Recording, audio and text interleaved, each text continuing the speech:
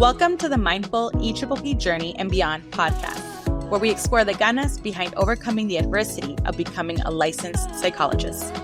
Join Dr. Cheli Lopez in her supportive community of psychologists as they share their authentic stories of trials, tribulations, and successes, while navigating the unlicensed limbo through humor, self-compassion, and a few F-bombs. Feel like you're climbing Mount Everest without the right gear? You made it this far and maybe you feel like you hit a wall? Well, you've come to the right place. So sit back and relax as you listen to stories that will give you hope, validation, and motivation as you navigate your own journey. Now your host, Dr. Cheli, founder of Ganas and Go.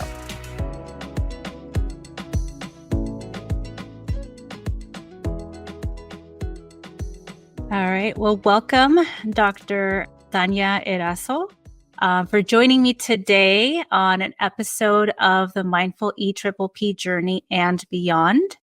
And this is a podcast about the examination for licensure as a psychologist. And this is a podcast that came from a place of discovering that a lot of people don't pass on their first attempt, or a lot of people have difficulty with the exam. And it's not something that's really talked about in our clinical training. And so what I wanted to do is just bring voices to life. I'm really in the Facebook groups and interact. And when I heard your story, I was like, oh my gosh, I hope that she said she's willing to share. So thank you also for volunteering your time to share with us. I know that you've got a lot of things going on. So the Mindful EPPP Journey podcast, Mindful EPPP Journey and Beyond podcast it's a podcast where we explore the ganas behind becoming a licensed psychologist. And in Spanish, ganas, the English equivalent would be like grit. So basically it's this essence of resilience, persistence, tenacity, not giving up in the face of adversity. And you're just working towards that goal. And I think you're a great example of that. So I'm Dr. Cheli, or professionally also known as Dr. Cheli Lopez, and also with Ganas and Go, which is a behavioral coaching and consulting business that I have. And so, Dr. Tanya, if you wouldn't mind introducing yourself for a moment. Yeah, of course. Thank you. First off, thank you so much, Dr. Cheli, for having me here. I think what you're doing is so important. And like you said, we're often it's not talked about, the EPPP and the struggles that many people go through. But I will say, in my experience, what I've seen, it's many students of color or other like marginalized groups like low SES, whatever it is, right? So, would you like me to go into like the kind of intro about me, or should we? Yeah, let's do that. So I think, well, actually, before that, let me just give a quick shout out to some of our founding members, Dr. Celaya, Glover, Frazier, Munoz, Mercado, Bayani, for really encouraging me to do this, to launch and letting me test out ideas with them and possibilities. And so I just want to give you all a quick shout out. And so, tell us a little bit about yourself. What I'm interested in sharing for you to share is a little bit about your education and training, why you became a psychologist, anything related to diversity. And we use the addressing model just as a little framework, and anything about your doctoral experience that you think impacted your EPPP experience. So take it away. I grew up in the U.S., but my parents are both immigrants. My mom's from Mexico and my dad was from El Salvador. And I grew up, I'll be very honest, in like a mixed privileged home. So my dad had a college degree from El Salvador, a teaching credential, was very focused on education. And my mom was incredibly focused on education too, but didn't have like the what we call like well-educated background, right? She came to the US to work and like move her family forward, right? So I grew up in a time when my parents were doing more financially well and were more financially secure. That wasn't always the case. But I think the way that this influenced me was that my parents worked really hard to invest in my education, which gave me such a leg up down the road, right? So I say that with the caveat that like, it's not that my parents were just superstars, right? There's like privilege involved in that. Like my dad came with a college degree. He knew how important education could be, and also like, yeah, we're Latino, yeah, we're mestizo, like I have indigenous background, but we're palatable to whites, I guess, right? There's some colorism there where I was going to white schools, often one of the few Latinas, sometimes one of the few kids of like immigrants. But the way I look at it is that I was presented with white privilege and I was like, oh, I deserve that too. Right. And I would see how different family members who didn't have the types of privileges I had, like what their trajectory was. And I was like, this is fucked up. Right. Like we look the same, but we're just going to different schools, and that's like really funneling our different trajectories here. Got it. So education was always really pushed on me. I will say that I'm privileged in the sense of like I don't have learning disabilities, but I do see how racism has touched me with standardized testing. Okay. Even though I was often told, which I don't know if it's like good or not, right? Like that you're so smart and you could be a leader for your community. And you're like, yep. Because I could just be a leader for anybody. But, my GRE scores, excuse me, my SAT scores were always like mediocre. Same. But I would perform super well in school, like honor roll, extracurriculars. Always told that I was like a good critical thinker and I could like analyze things well, but this was never reflected in tests like standardized scores. I will say that growing up, I didn't even know what the hell a psychologist was. I was told by my parents, the immigrant option, the child of immigrant option you're given is like, you're going to be a doctor or a lawyer, right? Because those are things where you will make money.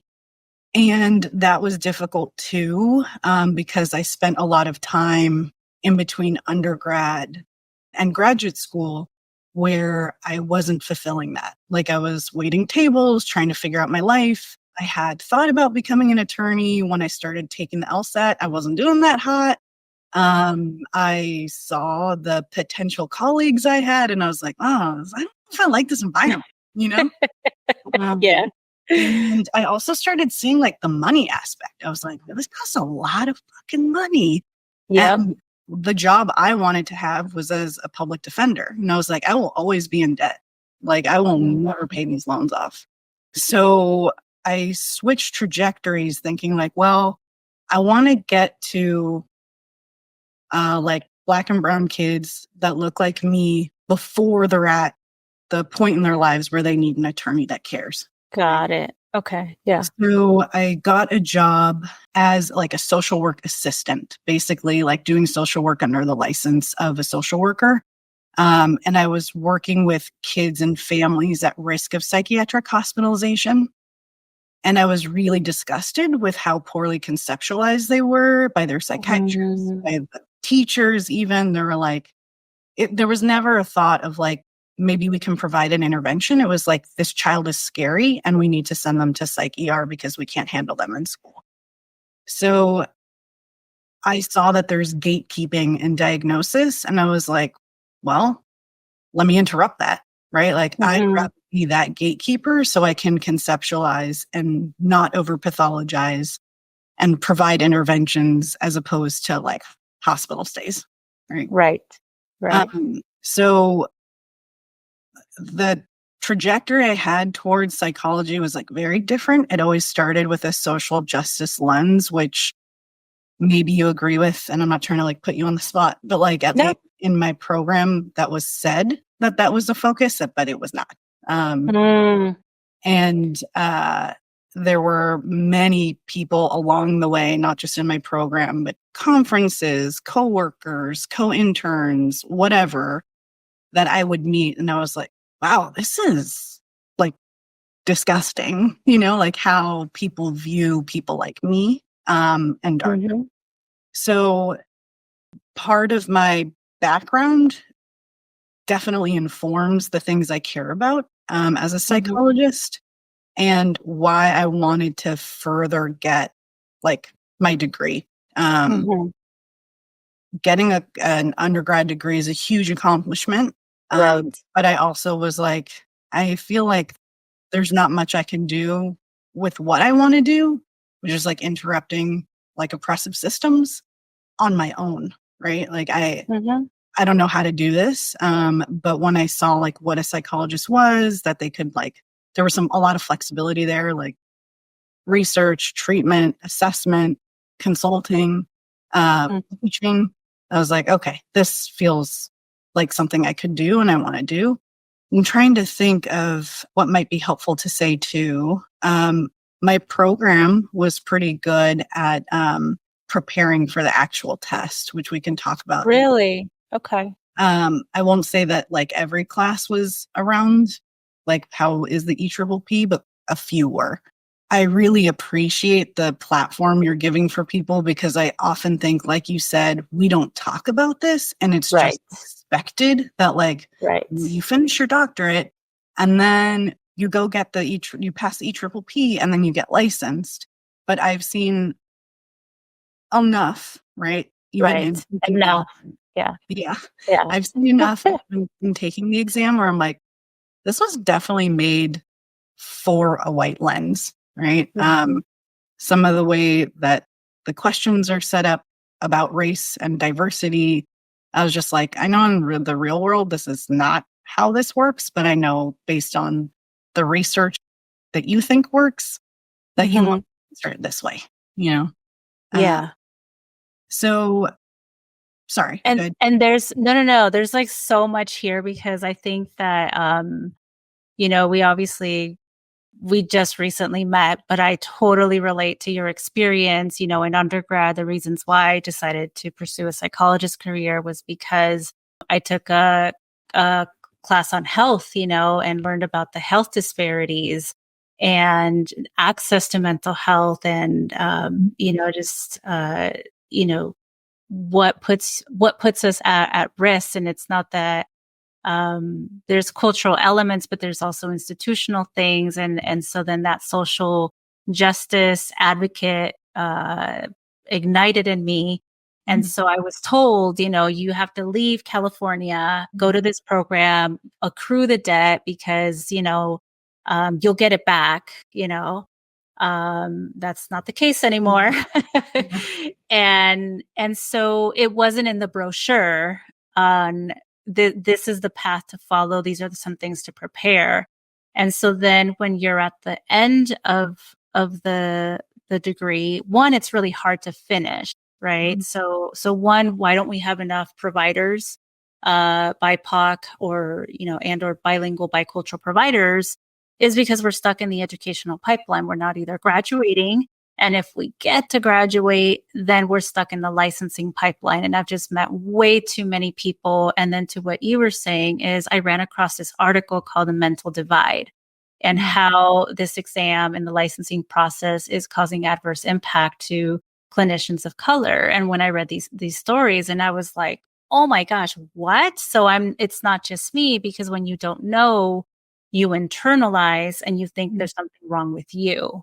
There's and the imposter syndrome. How did I get a doctorate degree and I can't pass this exam? And so a lot of people have that mindset, not knowing that this is more common, but it's stigmatized, right? You don't share that you didn't pass on your first try. You don't share because nobody shares because that's not okay. And so I'm really happy to share your story as well, because you did pass on the first attempt. Yeah. And so it is possible to do it, because the other question is like, well, how is it that other BIPOCs are able to pass? Well, I love that you knew what was up ahead. Um, and so I guess the next set of questions is like, what was your journey? Like, tell us about the logistics. So you're a first timer, so it is possible. Congratulations. And you also have a different path than people typically do in that you took the exam before accruing your postdoc hours. So I'd love for you to share a little bit about your EPPP logistics journey. Yeah, definitely. So, yeah, I'm here to say passing on your first time is totally possible. Also, passing without spending money besides the testing price is also very possible. And I'll talk about that in a second. But something that I think can happen, which is really important to vet your mentors, right? Is that mentors aren't always working with your best interests in mind. And sometimes they can give you advice of the biases they think about you, or just based on what they did and think that that's what you should do. I was told a few times, usually by white providers or colleagues, like, why are you going to take the EPPP now? Like, I can't believe you would do that. Why don't you just wait till the end of your postdoc year, like most people do? And for me, I knew that this test was going to be difficult because I'm not a good standardized test taker. Also, I had finished my coursework fairly early in my doctoral kind of journey because I came in with a master's, so I could transfer courses. And listen, when we talk about ganas, like I had that shit, right? Like I took the maximum amount of courses possible. I was the only Latina in my cohort. I was the only Latina in my time there that proudly identified as Latina. So I felt tremendous pressure that I'm like, I cannot be last in anything because these people will make it about my race. Not a great mindset, right? Like but that speaks to the immigrant weight, Mhm. right? Especially if you're first, if you're the oldest, if you're the first to do anything, you carry that because it's like you're representing your people in a way. And I quite frankly, I like hate that is something that I had to internalize. Well, I shouldn't say had to. I chose to internalize at some point because I was like, I know what this will be like. Like I went to schools with mostly white people, and if I fuck up in anything, they will never forget that, right? They're always questioning why I'm here, when in reality, I'm like, I got in despite my race, not because of my race, right? Like, you got in your race, but I had to overcome a lot and show that I'm like excellent to get in. Yeah. So I was like, all right, I finished my classes early and I was like, this brain is not going to stay sharp, right? For studying. Like, the more I'm working, the more I'm like farther away from my dissertation, my brain is going to want to go like play, right? Yes. So I started my postdoctoral position and I knew that we were going to ramp up our hours to like a full caseload for clinical work. And I was like, let me start studying now and get this test done before I'm at a full clinical caseload. So, mind you, this is like in the pandemic, and there were a lot of lucky things that happened for me, which was like my testing site never closed. They never canceled any of my appointments. I had heard that these things happened, but I was naive even to know like that they were happening during the time I was signing up. Because I was like, I didn't have much guidance on the test or like the process. But what I did was when I was an intern on my pre-doctoral intern site, I made friends with some of the postdocs. And when they were done with the EPPP, they were like, take all these free materials from me. I never want to see them again. I was like, gimme. Like, even though I was taking the test for a while, like I got this probably like my first or second month on internship, right? Just know it must have been later because they were done taking them. No, well, whatever. The timeline doesn't matter that much, but there was like an overlap where the postdocs were leaving right after I got there. That's what it was. So I got all these free materials, like stacks, like visual kind of like aids that people had made of different subjects with different themes and different diagrams. Like that was really helpful for me as a visual learner. Someone gave me all their used, I think it's the acronyms like AATBS. Oh, AATBS. Yeah. Like all these like blue books that had really good summaries of just as all the topic criteria and content stuff. another friend from my program had sent me practice exams that were like just on Word document with like another Word document with all the explanations for them.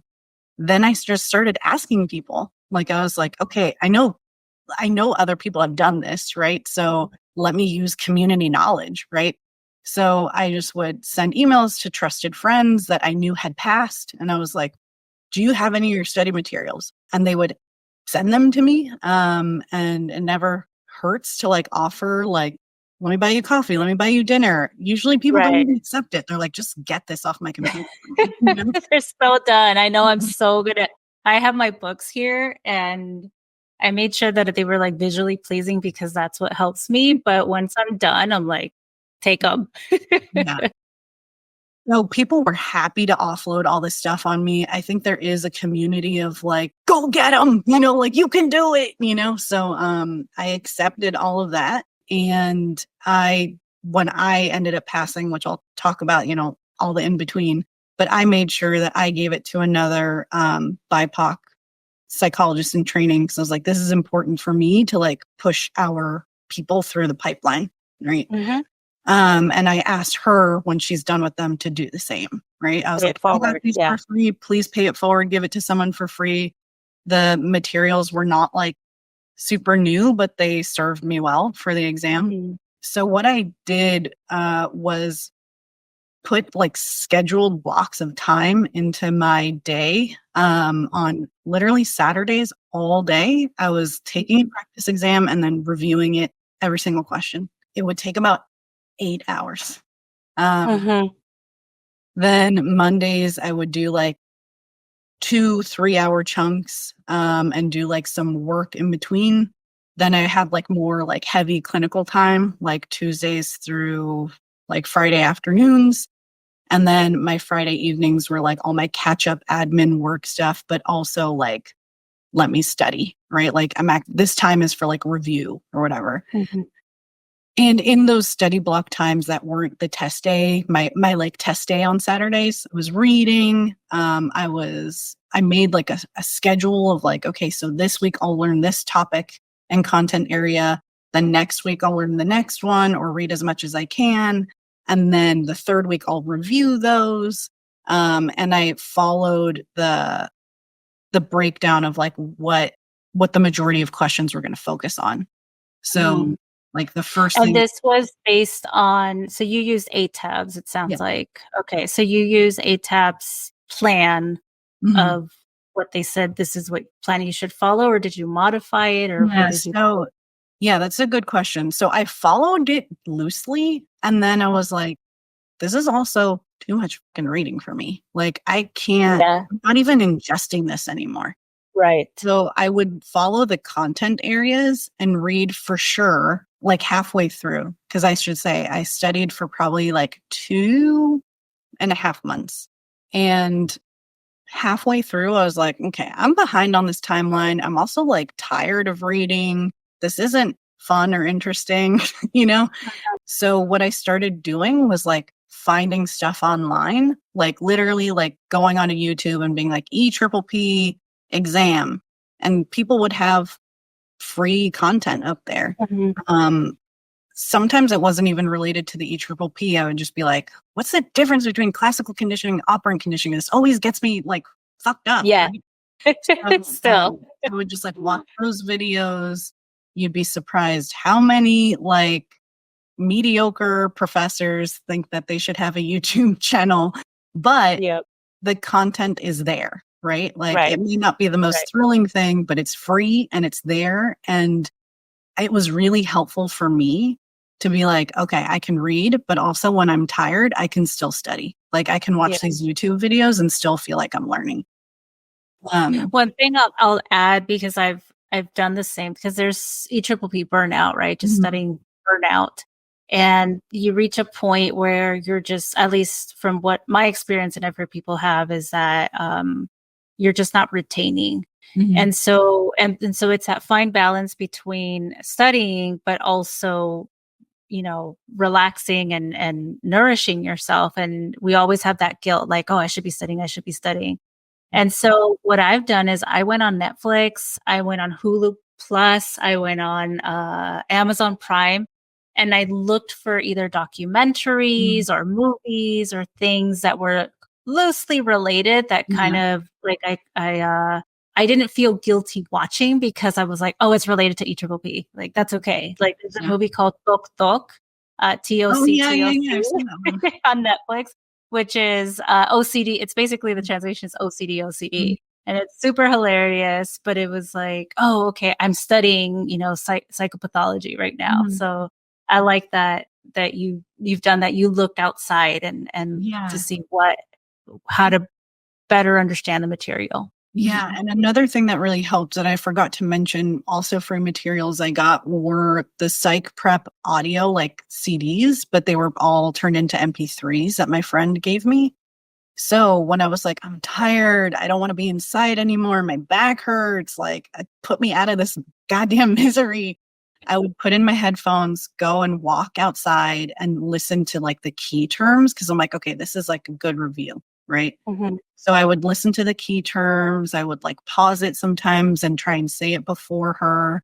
Um, I would, she suggested that you try and see psychology in everything you're doing. So, like, you're working on an intervention with someone and you're like, oh, could this be this? And if that is that, then like what parts of the brain are activated and like what's the best intervention for this and blah, blah.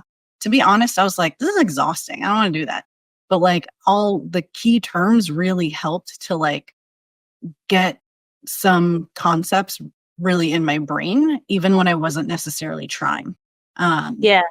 And I'll say that Dr. Nicole Vincent says that she says the psych prep audio is thebomb.com, which I would agree Yeah. uh, is really helpful, and the key terms is really helpful as well. Yeah. So I ended up despite the pandemic, despite like the nightmare election cycle that was happening, studying through all this, sometimes really just like laying like a starfish on my bed and being like, the fuck am I doing, dude? Like, I'm risking life and limb to take this stupid test I don't want to take. But I would remind myself, like, okay, like, you're gonna wear a mask, you're gonna be safe. And also, like, this is something that needs to get done. So just try and get it done once and you'll never have to do this again. Yep. So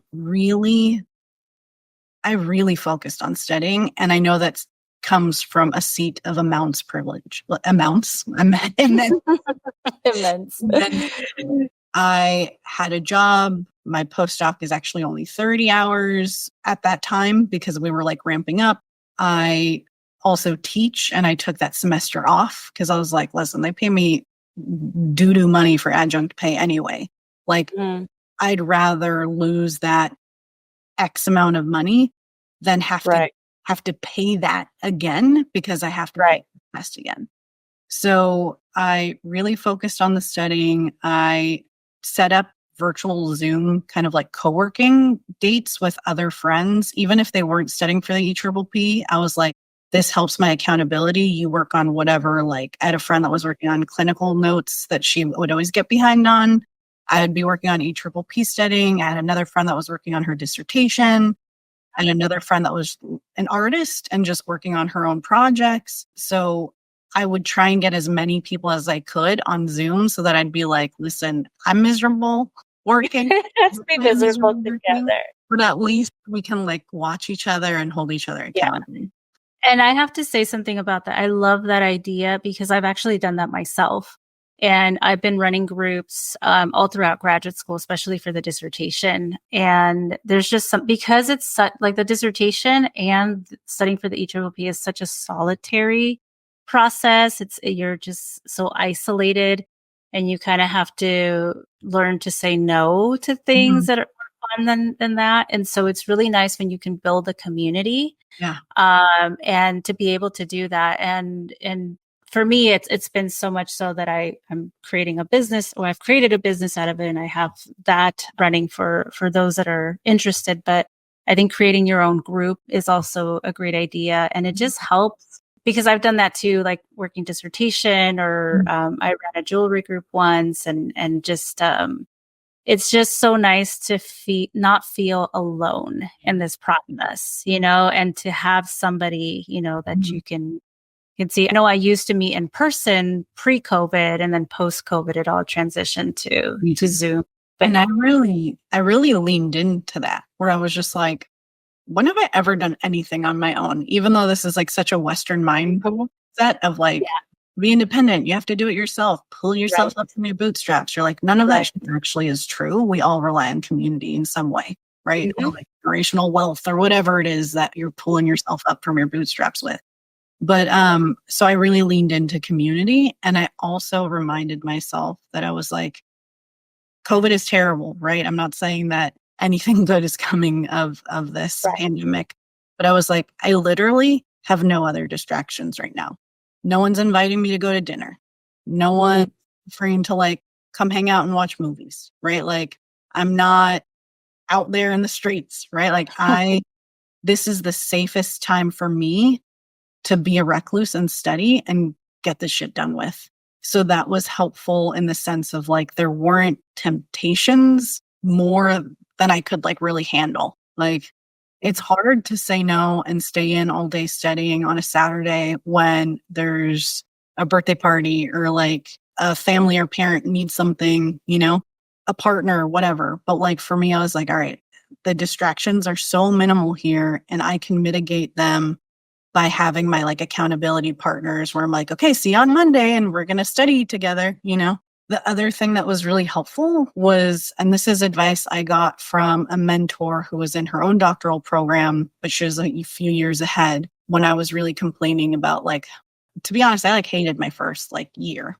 I was like, this is not what I thought a doctoral journey would be. I thought we would be doing critical analysis. I thought all these people would be like smart. Not everyone's smart. A lot of people are very ignorant.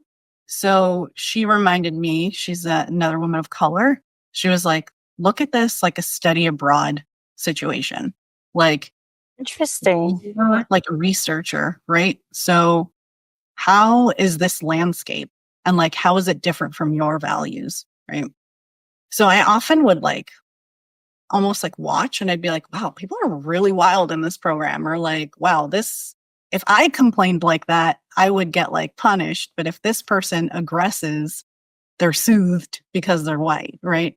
So I looked at the EPPP in the same way when it came to their like diversity questions, where I was like, okay, like I'm an expert in white people and privilege, right? Because I've seen it. So how do they think people of color are? I answer the question through their eyes because I know that this is not true, right? So it's an annoying mental hoop that I had to like. It's like a paradigm shift that you have to do. Like, yeah. Mm-hmm. So like I can't remember exactly like one question in particular, but I remember thinking. Well, just want to be cautious of. Yeah, I'm not. Yeah. Yeah. The content area was like diversity. And I remember being like, I think they want me to say that like Asian people act in X way because that's what suits their research that they're testing me on, even though I know there's all this like all these intergroup differences, right? Mm-hmm. And so I'll answer it the way that I think they want me to. And I remember when I was like checking my exam, because it was for, my studying, checking the answer and being like, see, I fucking knew they wanted me to answer it that way, even though I know that that's not true in the experiences I've had as a practitioner and like some of the research I've contributed to, but this is the lens they have. So even though diversity was always something I did really well in my clinical work, it was something I had to like learn with the EPPP because I was like, this is not actually what I see in practice. So this is fascinating because I'm like, the wheels are turning for me because again, I've taken this 4 times already. Now I have no shame. I'm like, whatever, it is what it is. And when I looked at my bar chart scores, because when you don't pass, they give you a second sheet of paper and it has like bars that really tell you nothing. because it's not like you can build on it. All I know is that my social and cultural domain was lower than these other domains. And even on the practice exams, I score lower on those. And I'm like, what the heck? Like, I am a multicultural, soon to be psychologist, because can't call myself that legally. And so this is really fascinating to me because I haven't approached the question, because I feel like when I see a question, I have to do like a paradigm shift, and then I have to do a paradigm shift in a different direction to like get, okay, what is it that they're asking? Because I know the answer. I know what it is in clinical practice. And it's one of my, like, somebody today in one of my study groups said, I can humbly say, or, I'm a great clinician. I am excellent at what I do. And I get that feedback from supervisors, from patients. But that approach I hadn't considered. And I really appreciate that, because I'm like, I know the answer. Why am I getting it wrong? Because it's because you know the the answer, framework.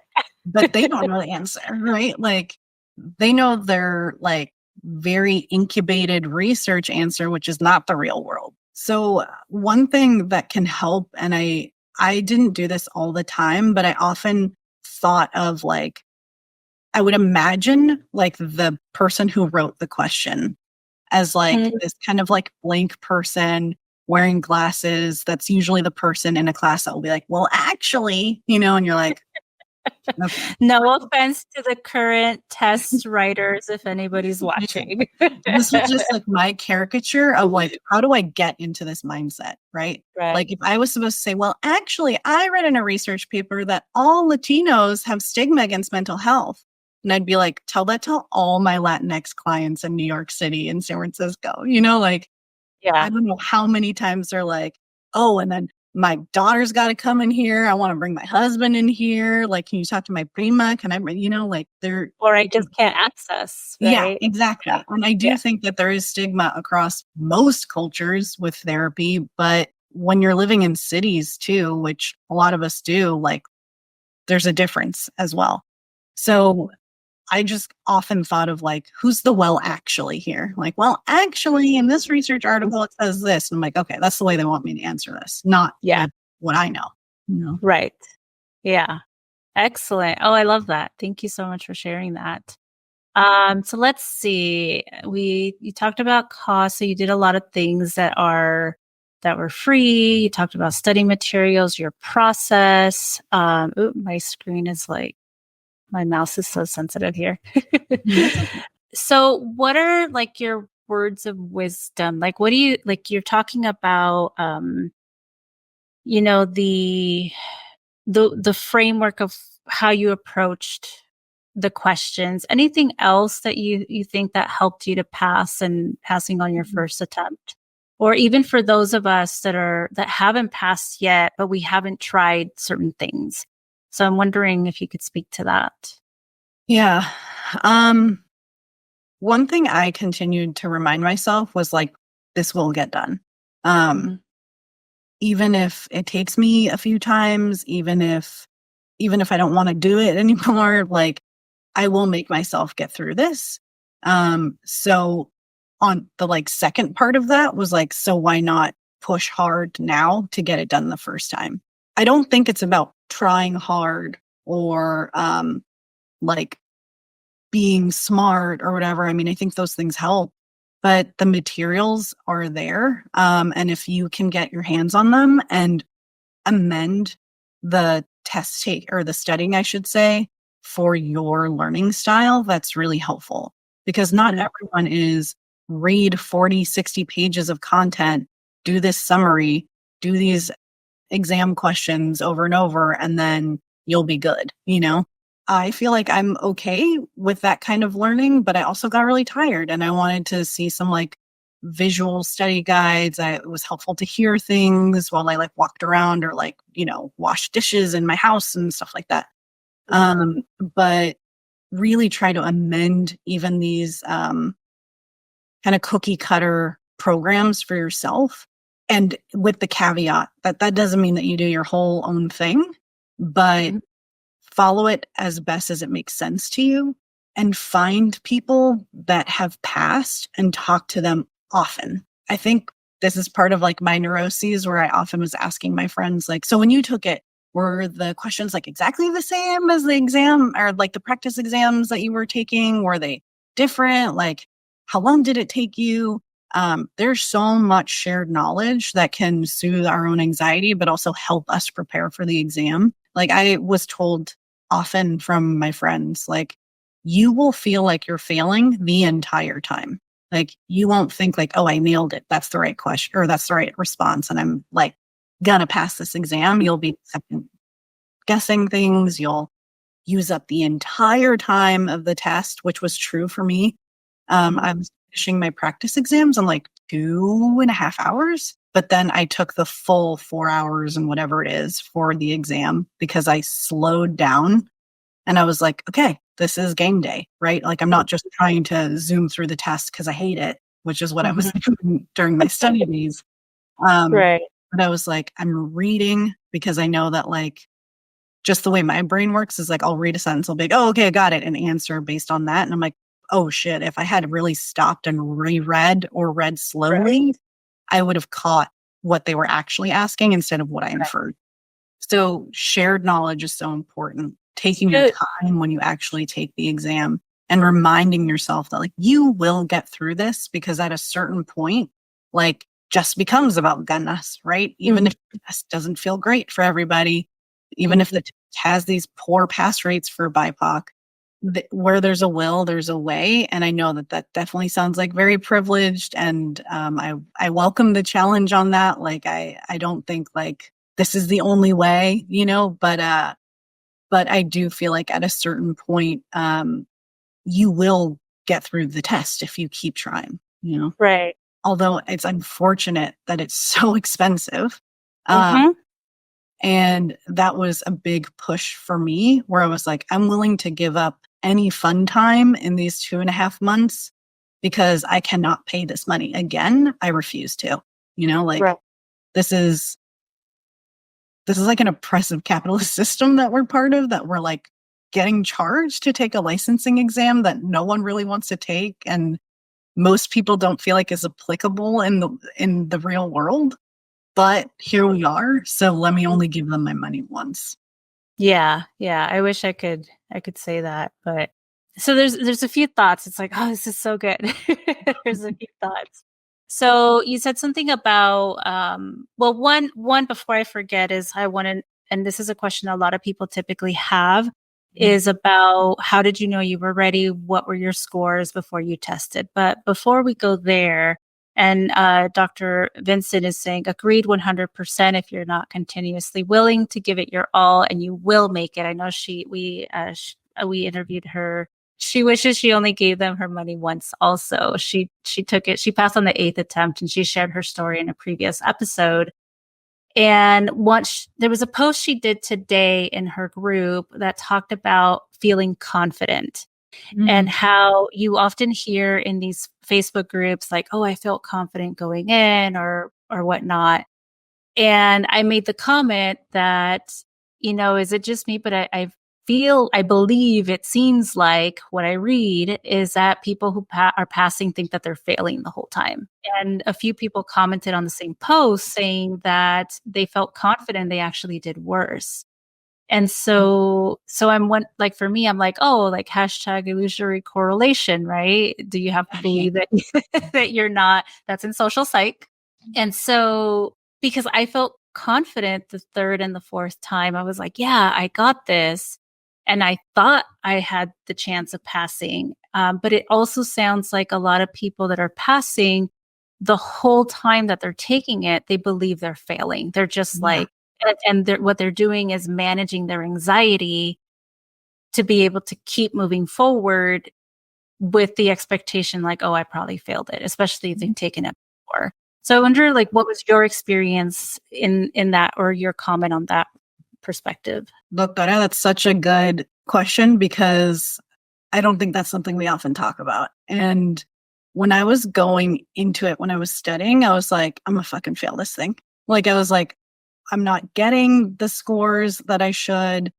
I was failing all, I think, until the last one, practice exams I was taking. But that's why it was so helpful for me to talk to other people who had passed. They're like, girl, me too.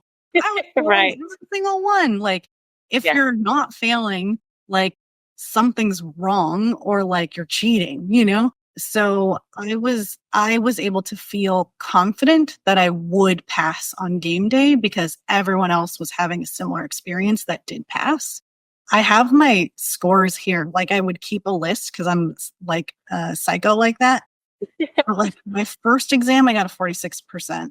The last exam that I took that was like kind of like fresh, like I hadn't seen it before, I got a 58.5%. Oh, wow. Okay. Then I started taking a different set of tests that my friend told me were easier. And she told me, another Latina, she was like, I think it's important for your self confidence to take the easier tests so that you feel like you have a higher score because it's more likely what you'll see on the exam. And when I took that test, the highest I got was a 71.5. And I was like, okay, like I'm feeling okay. I'm feeling okay, you know? And then I think I took 2 more tests, but I retook exams I had already taken because I was like, at this point, I want to see how I do with material I've already seen. And I ended up like the highest score I got was a 77.5. So yes, that's passing, but it's like also doesn't feel great. You're not like, oh, I got 100%. I'm going to nail this thing. So when I went into the exam, I just reminded myself like, those scores from before, most people are failing and they end up passing. Like people say they feel like they're failing the entire time. So don't worry. All I need to do is like take my time, read these questions so that I'm accurately I'm responding to the correct question, not the one I'm inferring. Right. Right. Yes. Inferring versus or creating a story, Mm-hmm. but it's really about what are they asking? Yeah. Yeah. And I will say this, maybe I'm alone in this. And I don't think it's because I'm so smart and I studied so much for the EPPP. I didn't feel like I was failing the entire time. I did feel like, I don't know if this is the right answer, but I think I'm probably on the right track. Right. And what I noticed in the exam for me, and I'm not giving away any like exam secrets or anything, but I was like, oh, I see what they're doing here. Like all those tests that I took were like rote memorization. Like, what is this neurotransmitter like associated with? Or like, what are these clinical constellations indicative of? Or like, what ethical thing would you do? Like, what ethics, tenant are we looking at and testing you on? But in the exam, I felt like they wanted me to hold all this information and manipulate it. And I can't remember how many times it was like, what's this definition? Or what is this neurotransmitter doing? I felt like it was more applied. And I actually feel like I do way better on those tests. So there was some confidence there where I'm like, oh, dear God, thank you. This isn't like one of those like logic games that I had to do on the LSAT or whatever, even though I'm like, I know I'm smart. I know I'm like a critical thinker, but like these standardized tests tell me I'm not, Right.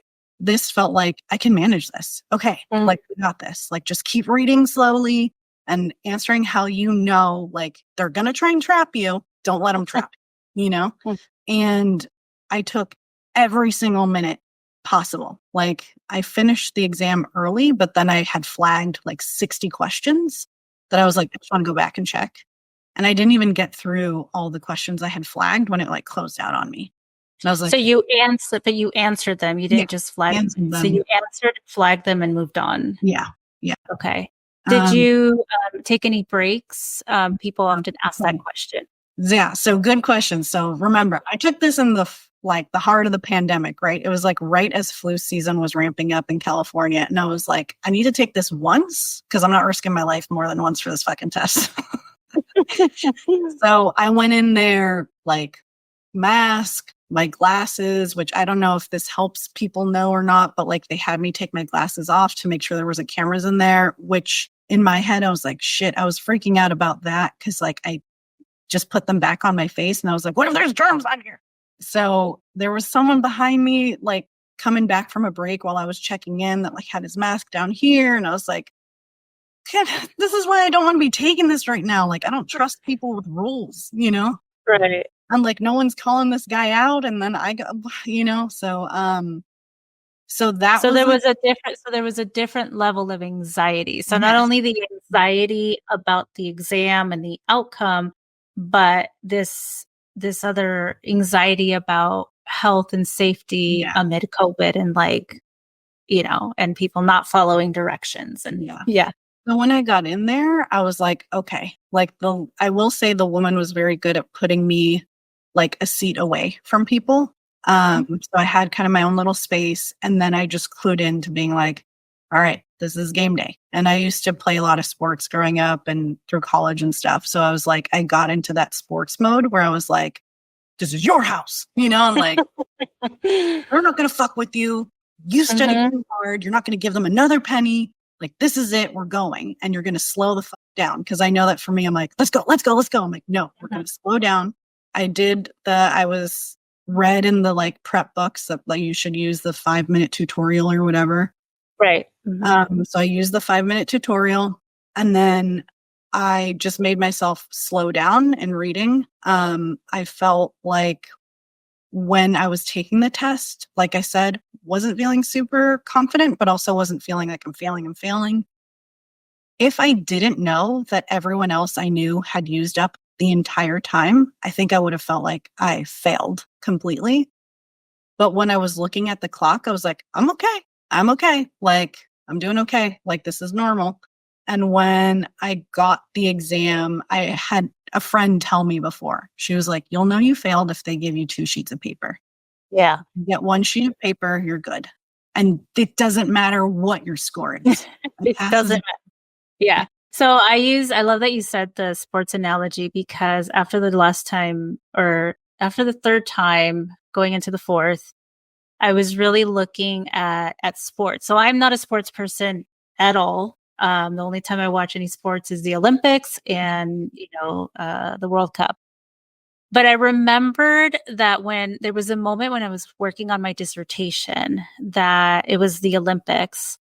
And I was back in Texas at that time. I'm from California. So I was really struggling. Just, you know, that's a whole other experience. But I remember watching the Olympics, and there was a runner, I believe.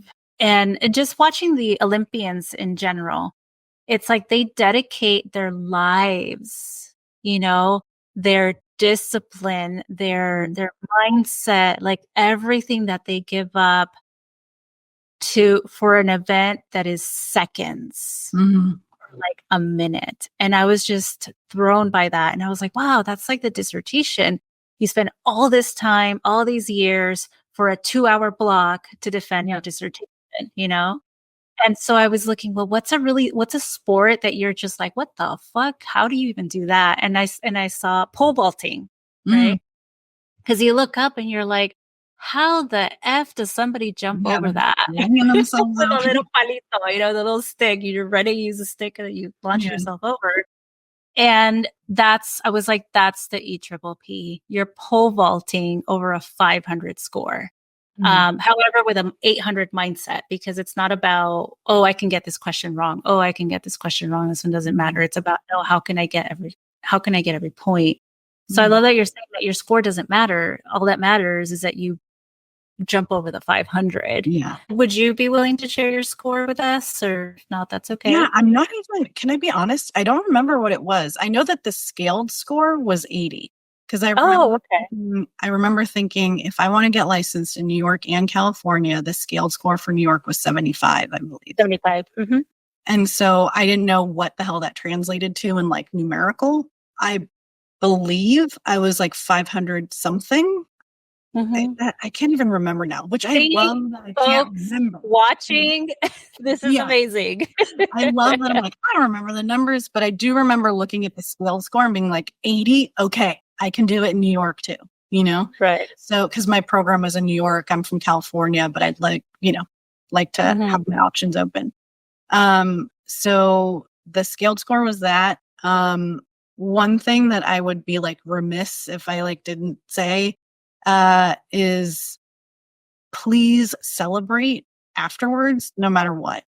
Even if it's you didn't get it, even if you did get it, you worked really hard.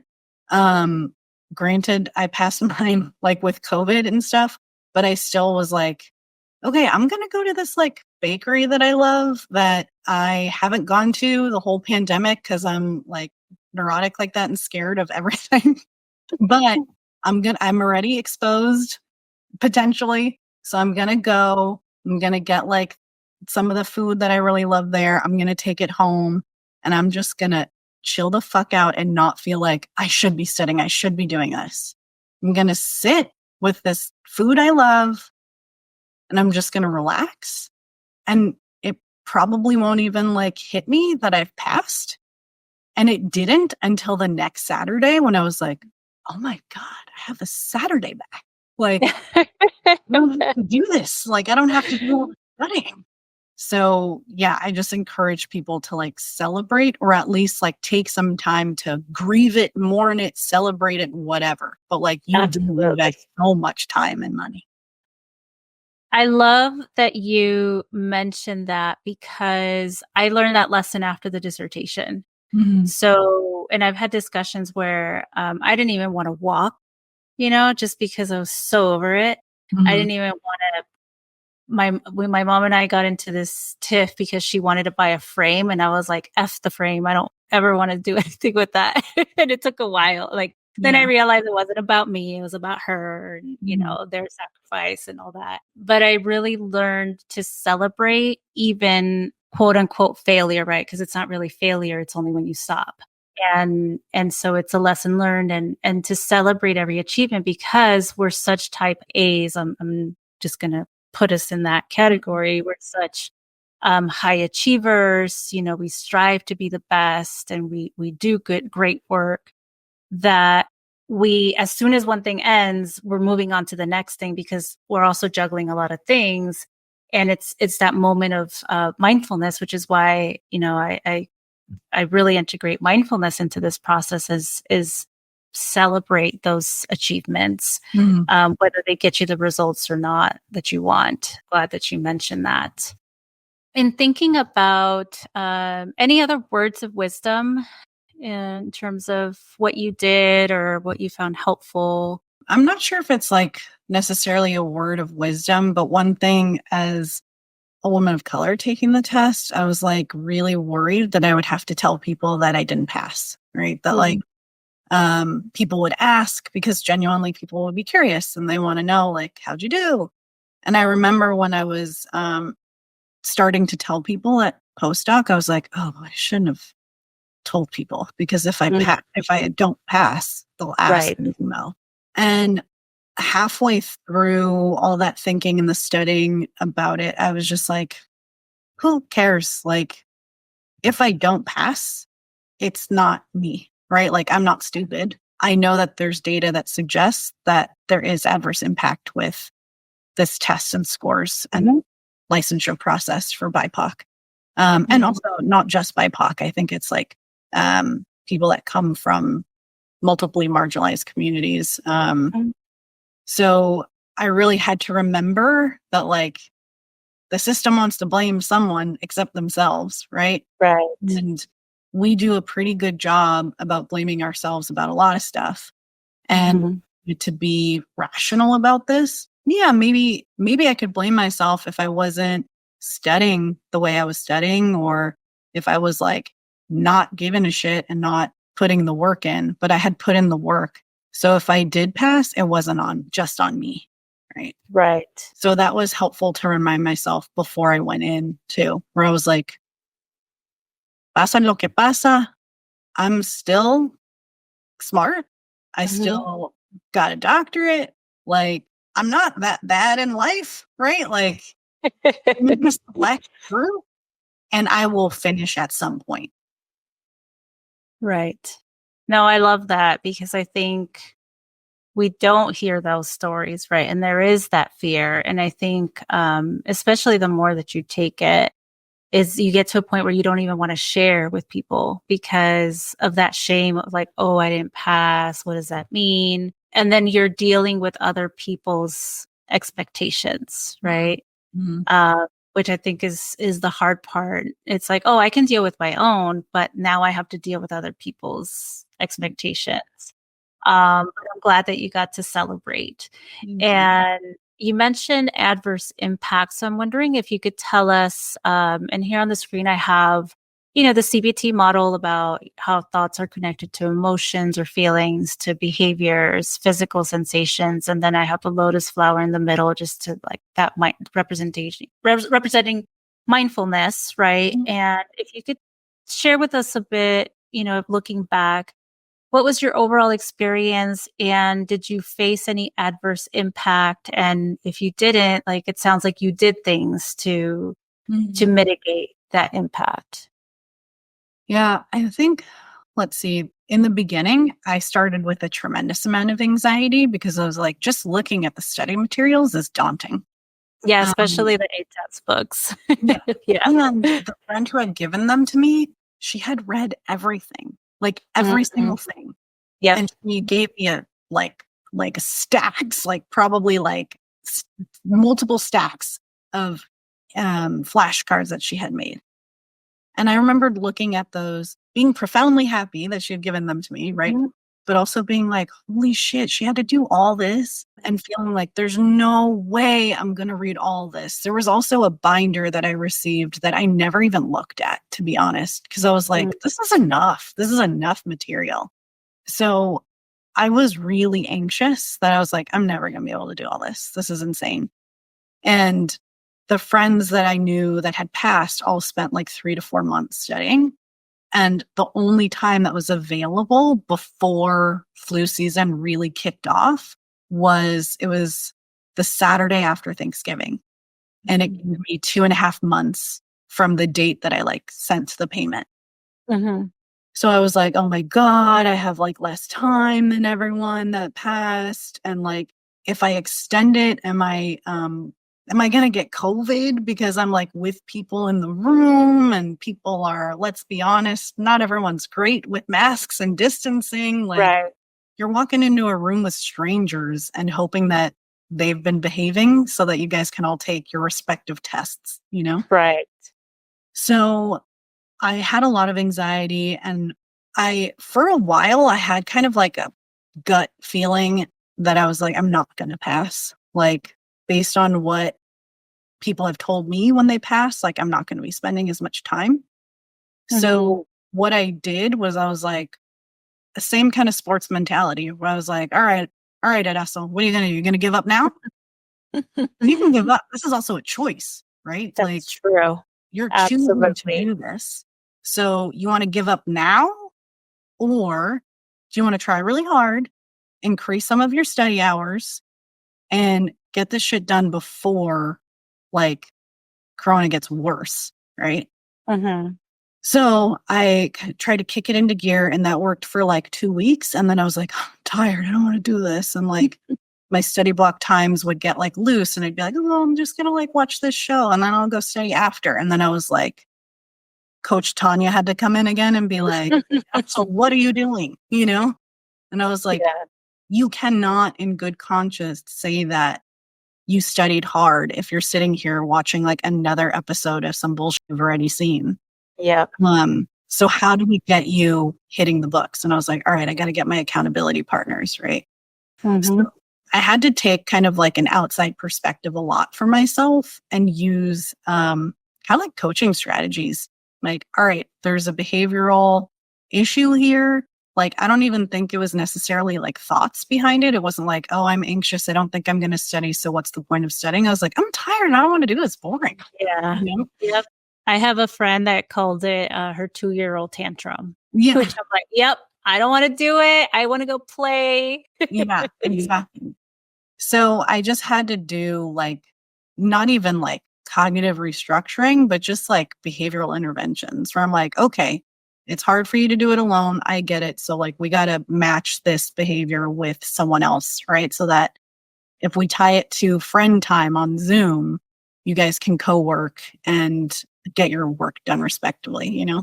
So I often reminded myself that like I had a goal in mind and that I needed to hit this goal because I chose to.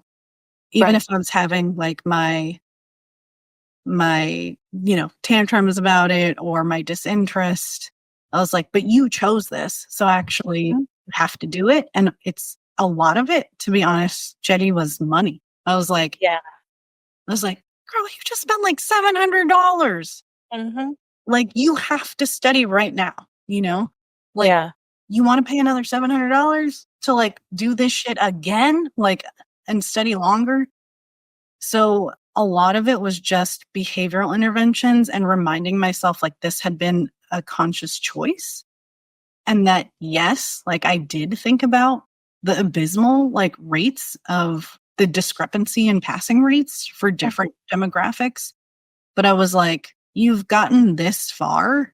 Right. Just keep pushing. Right. And like, if that happens, we'll work on that later. But like, just keep working now. Can go try and like fight or voice your disagreement with the test later. But right now, you're not going to get caught up in like how unfair this test is. You're just right. Yeah. Cause I have been caught up in that and it does not help. It does not.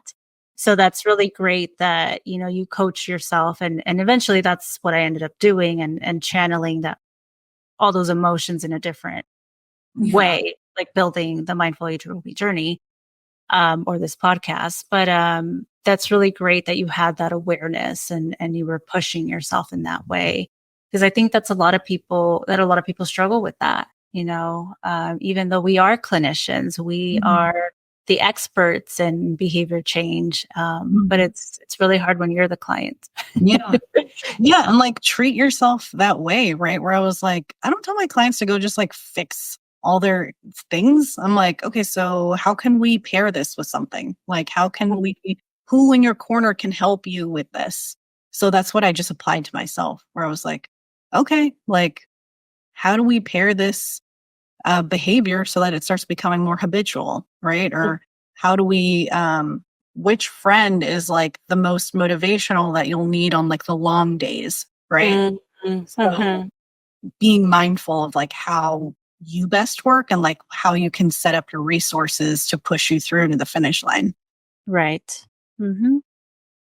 Yeah. So I know we're up a little over the hour, but that's okay because this is such a great conversation. And anything else that you'd like to share with us about your journey and the process? I will just say that like I had often heard one thing that other people remarked to me about the EPPP was, well, I've never heard of anyone that didn't study seriously and not pass. And that was something I heard, but I had only heard it from like white classmates or a white professor. And that thought kind of haunted me a lot because I was like, if I don't pass, they're going to think it's my fault, So I just want to like iterate that it's not a personal problem. This is a systemic problem. Right. Yeah. And one of the reasons I think I was able to pass and on my first time was because I knew that this was an issue. And I was like, let me try and make this as possible as I can for myself. I had got like, the free resources. I paired that with like multiple people that I was working with throughout the week. I constantly reminded myself that it was a possibility that I could fail, but that it also was a possibility that I could pass. And that if I didn't, that it didn't mean I was deficient, right? Even though, let's be honest, I think it does personally feel that way. It does. Logically, we can think that. And I was like, it will be hard, but it's also not just us, right? Like there's a lot going on that does not prepare us well for these exams. I'll quickly just say that I mentioned before, like my program had talked a little bit about EPPP preparation. It was never like, this is what the exam looks like and this is what you'll see. But I had like one or two professors that were fresh hires, like newly minted PhDs. And they were like, this will prepare you for the EPPP. This exam, I kind of try to make it as similar as I could, and you can hold on to this, and this can be a resource for you. I'll be honest, I didn't really use those, but I think knowing that this was a conversation that was being had in my program of like, you will also have to prepare for the EPPP. And like certain subject matter like this will be on it. That was helpful too. And I don't think most programs do that. Or well, I don't know. Actually, I don't know if that's the case. I don't, from the conversations I've had, that doesn't seem to be the case. I know for me, that wasn't the case. I think the focus was, let's get you to internship. Let's get you to match. And matching was always the goal. And then after that, it's like, well, you're on your own, go figure it out. And so I think, programs need to prepare us better for this. And all I knew was that when I spoke to my supervisors on internship and I had heard something about this license, like it's not, I think because when you go into something, you focus on the immediate goal that I personally didn't think or didn't know that I should have thought about, well, what is the full process? It's just one of those, oh, it's licensure, I'll just pass it. Everybody else around me is passing. I didn't know that there was differences in passing. And I think it isn't just to race and ethnicity. I think socioeconomic status is a big variable there, because I see non-BIPOC people not passing as well. So the researcher in me is like, well, what's going on here? What's the answer? To the point that they're doing a second exam, which would create an even greater inequity for many of us. And it's like, well, then that puts into question the validity of this exam, but that's a whole other conversation. I think that that's great that you got the heads up, that I think when we have the heads up, we're able to plan accordingly. Sorry to cut you off. No, that's okay. I think, to be honest, part of it is I was accepted into a fully funded program, and they looked at us as like, we're investing in you, so you need to perform. And performance means you will graduate on time. You won't fuck up our testing, like your stats. Yeah. So you're not going to mess up our numbers, right?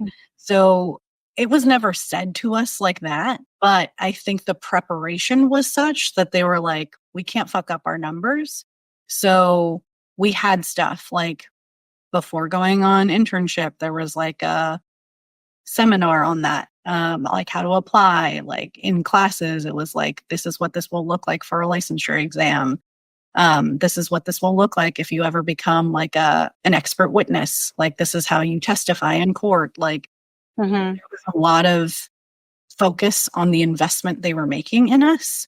And friends I know that have gone to PsyD programs where it's more like you pay for the tuition, I think they don't, my understanding, and I'm not saying this is across the board, is that they're getting their money regardless. So if their test rates aren't like as great, or you don't match to internship as well, like they'll work on that. But like, this isn't an investment. You're investing in them, right? Right. So I feel like there was more care about like the longevity of my career, because they were like, we're investing several $100,000s in you through like stipend and research money. I want you to do well so that you can say, I went to this program, and we can claim you, Right. And I think that is an issue, right? Like, I think all programs should be investing in your long-term future. Right. And the other point that you made, and so I'm part of a study group. Dr. Steve Heron runs a study group on Saturdays. And today he talked about micro invalidations, very similar to how, people of color experience, microaggressions. Or micro invalidations, I should say, which I have heard my fair share. Oh, well, you must not have really wanted to pass. What's underneath? What's going on? Or, yeah, I really wanted to fork over like $4,000. I think, or you just need to study. You just need to do the test. You just need to do the test. That's how I pass. And it's like, no, that doesn't, I tried that. That doesn't work for me. or, just, you're such a great clinician, you should have passed. And that's great. Like, thank you. I really appreciate that. But that doesn't help, And so for anybody who is a supervisor to become aware and mind your language, mind, just kind of like when people ask you, so when are you done with your dissertation? It's like, like, don't ask me that. That's the worst question to ask. Is that there is a lot of microinvalidation.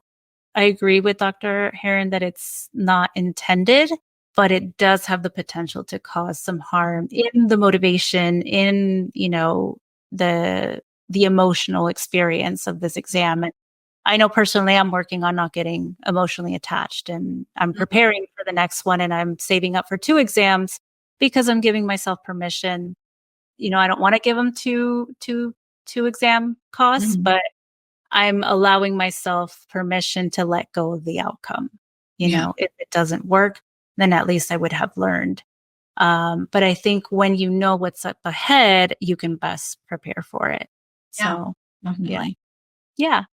So what's next for you? So this podcast is about the beyond. And so, what are you up to now? Where can people find you? Tell us a little bit about So this is a great question, because I'm like, what do I want to do now? Like, almost all the hoops are done, right? Being in the state of California, like I'm sure there's a law and ethics exam that I have to pass now, but I can't do that until I do finish my postdoctoral hours. I'll be honest, I'm like not as afraid of that one. I've heard from various people that just in general, it's like not as intense, it's not as long, it's not as costly. But also that I'm like, okay, it's about the law, right? So like if you just know the rules, I assume that like it can be easier. You can always be like, well, but the law said that. Okay. Or I'm sure it will be difficult in its ways, but I feel like, okay, the EPPP is like the beast. So I'll start preparing for that probably in a few months. But after that, I'd like to split my time. Right now, I'm doing more of like a clinically focused postdoctoral position, which I love.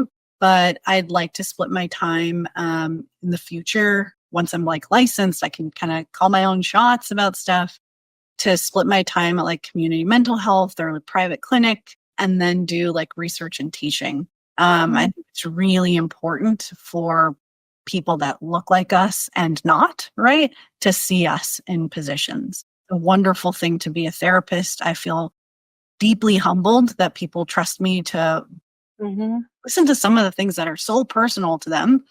Right. But I also think it's really important to be out there in a more, I'm not saying like public, like I'm trying to be like Oprah, right? But like, Why not?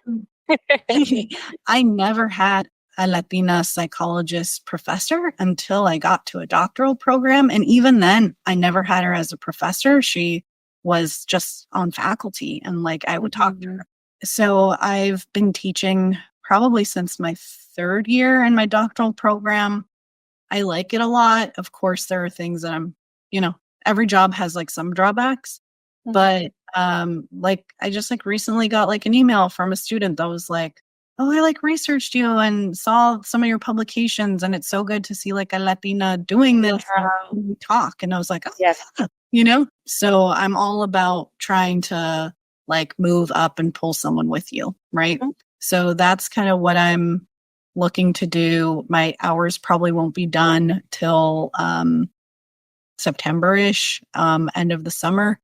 So I have some time to think about what I'd want to do. If anyone wants to hire me, come talk to me. She's on LinkedIn. But I'd also like to think about doing something international as well. Like I'm a kid of different cultures, and I don't think the US is everything that we're told that it is. And if I can figure out a way to teach even as like a visiting professor and like live internationally at certain points, I would love that. Like I love being outside of my comfort zone in different ways and learning more. And I think it can only educate you more. Right. Well, I already have a colleague for you to connect with. So. Oh, wonderful.